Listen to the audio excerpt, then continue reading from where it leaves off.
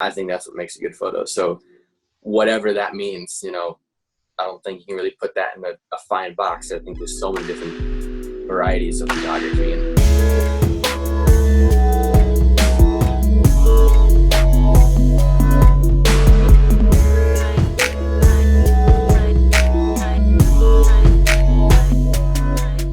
do you have any advice for maybe photographer or people that are maybe trying to get into photography or willing to start?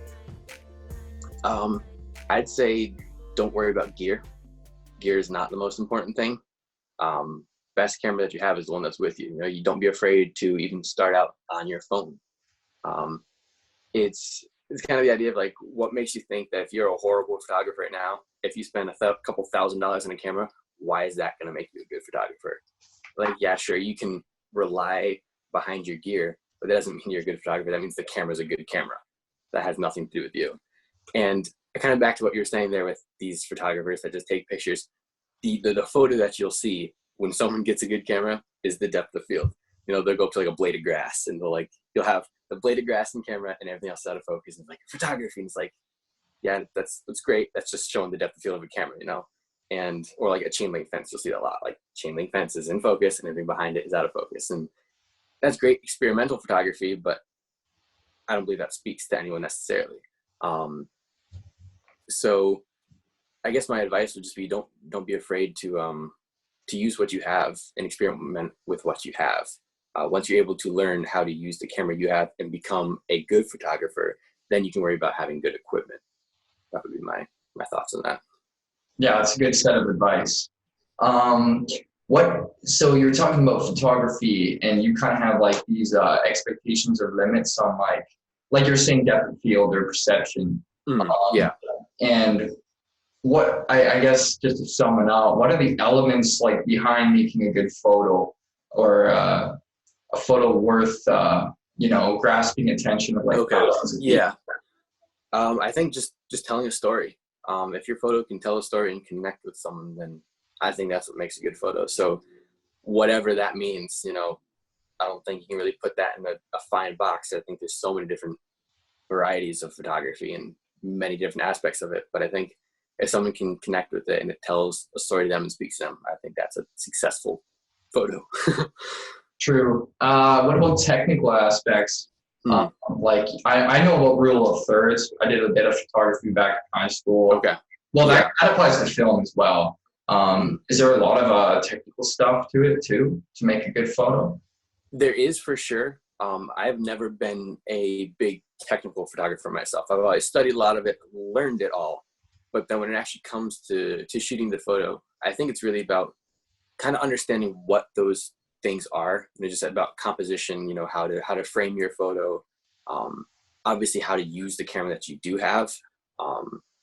If you can shoot in manual, obviously I'd recommend to shoot in manual all the time, and being able to know how to adjust your settings and like that. So there's definitely a technical aspect of it. Learn that and then just kind of forget about it all. And then when you're shooting, just kind of see what comes natural, what feels right for that photo would be what I recommend. I'm not a super technical photographer at all. True. How about post-production? Do you use like Photoshop, Illustrator, and stuff like that, or what do you use for? So yeah, I use for all my video editing, design, all of Adobe's Creative Cloud.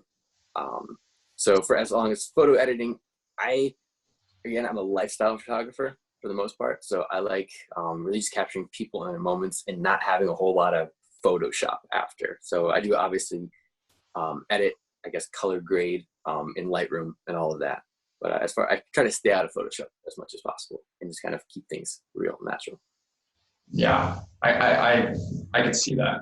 I like to, even with certain video, when I've done in the past, I like try not to filter it or anything too much. The only thing I like to layer it with is like if I'm doing special effects for like a fight scene or something like that.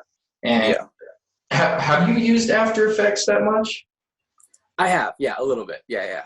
It's there's a lot to there's like a very I went to college for a bunch of it too, and I still don't know, I know a bunch of it. I just don't know every single thing you can do. There's so many, there's so many things to it. So I use I'm not too fluent in After Effects. I use it, but not great. Premiere Pro, I'm quite fluent in it, but even still using it, you know, like I'll be using it in my flow work and be like, oh, there's a new tool that I just haven't ever used before. Like you're always just constantly finding new things. So it's cool, I guess. Yeah, it's very cool. Have you ever used After Effects or Premiere to make like a photo montage or something? Or have you ever thought of doing maybe like, since you like video or whatever, but do video, but it's like a showcase of your photos? Have you ever thought of that? I did a little bit recently. One that I posted on my Instagram somewhere recently was a shot that I took in New York City. It was like a smoke pipe coming out of the ground right by a bridge. I don't remember what bridge it was, but that was a cool photo where I animated the smoke, but it was still a photo, and I did that in After Effects where still photo, but then there's an animated aspect of it. I believe that's called a cinematograph is what that is. So yeah. Yeah, I actually forgot about those.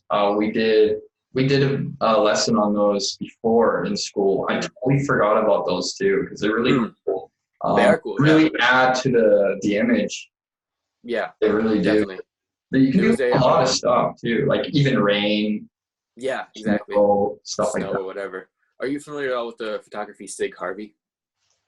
I don't think so. Okay. I had actually met her recently at one of her conventions in Maine.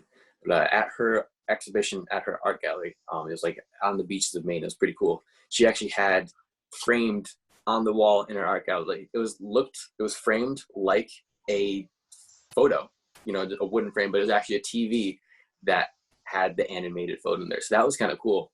It was a cool way that she did that, where she literally took that idea of the cinemagraphs, but then literally put it in real life in an art gallery. It was kind of cool. It made it look like a photo.